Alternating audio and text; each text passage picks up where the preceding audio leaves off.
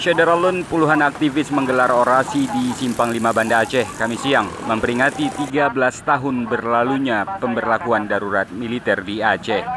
Status darurat militer yang pernah diberikan untuk Aceh dinilai menjadi salah satu penyebab banyaknya pelanggaran HAM. Pengunjuk rasa menilai belasan tahun perdamaian Aceh belum mampu memberikan pemenuhan hak terhadap korban maupun keluarga korban pelanggaran HAM. Bahwa kita belum lupa, bahwa kita akan masih ingat hal itu, dan kita ingin menuntut semua hak-hak masyarakat yang hari ini terenggut, karena sejatinya seluruh pelanggaran HAM adalah tanggung jawab negara. Seluruh pelanggaran HAM, negara wajib bertanggung jawab akan hal itu. Hidup rakyat!